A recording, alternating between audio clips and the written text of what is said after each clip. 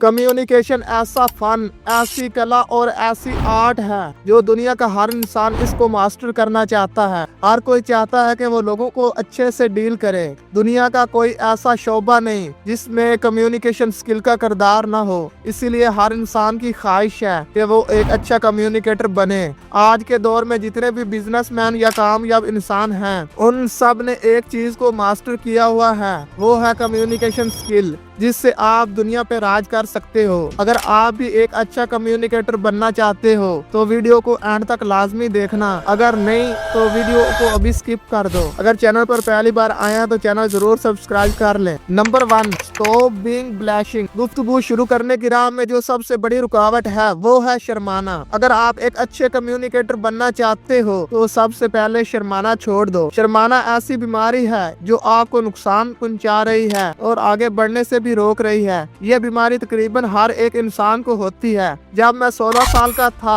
तब मैं बहुत शर्माता था, किसी से बात नहीं करता था, इसीलिए कि लोग मेरा मजाक ना उड़ाएं। अपनी शर्म को ओवरकम कैसे करें या शर्माना कैसे छोड़ें, इसका बिल्कुल आसान हल है। आप शीशे के सामने खड़ा होकर बोलने की प्रैक्टिस करें। रोजाना आपने शीशे के सामने बोलने की 5 मिनट प्रैक्टिस करनी है। इससे आप में कॉन्फिडेंस, खुद एतमादी में इजाफा होगा। इसके बाद जो आप दूसरों से शर्माते हैं, आप आस्ता आस्ता शर्माना छोड़ दोगे। Number 2, less confidence. अगर आपने दुनिया पर राज करना है तो आपको कॉन्फिडेंस बढ़ाने की जरूरत है। कॉन्फिडेंस आपकी पूरी बॉडी को प्रेजेंट करता है। लोग आपकी बॉडी से जज करते हैं कि आपको कितनी अटेंशन देनी है। अब बहुत से दोस्तों का सवाल होगा, बॉडी का आपकी कम्युनिकेशन का क्या तल्लक? मेरे भाई, इससे बहुत बड़ा तल्लक है। आपने बहुत सी मूवीज में हीरोज की बॉडी बिहेवियर को तो देखा होगा। जब वो इंटर होता है तो लोग कैसे उसकी तरफ अट्रैक्ट होते हैं।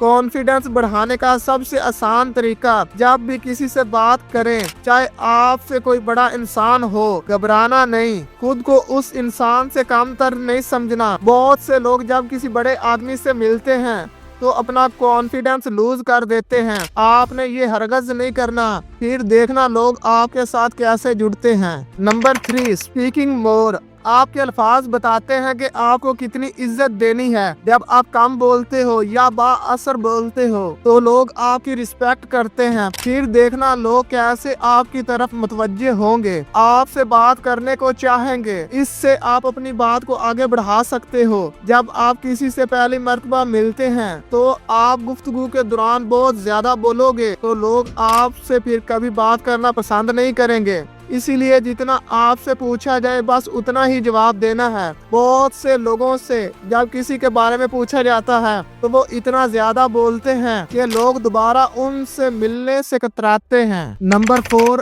एक्विंग टेक्निक। ये सिर्फ उन लोगों के लिए है कि सामने वाला तो बोल रहा है, हम क्या बोलें। इनके लिए एक जबरदस्त टेक्निक है कि सामने वाले की बात को गौर से सुने, उसकी बातों में से ऐसे अल्फाज को रिपीट करना है, फिर देखना वो आगे उसके बारे में बताने लग जाएगा। मिसाल के तौर पर 3 इडियट मूवी में फ्रांचो फरहान से पूछता है, तुम्हारा सपना क्या है? जब फरहान फ्रांचो को बताता है कि उसको फोटोग्राफी पसंद है तो फ्रांचो उसकी बात को दोहराता है, फोटोग्राफी इंटरेस्टिंग, और फिर इसके पैशन के बारे में पूछता है। यही है एक्विंग टेक्निक के सामने वाले की बात को सुने और इसके अल्फाज को ही रिपीट करना और इसके साथ बात को आगे बढ़ाना। वीडियो को लाइक कर दें और हमारे चैनल को भी जरूर सब्सक्राइब कर लें। Thanks for watching.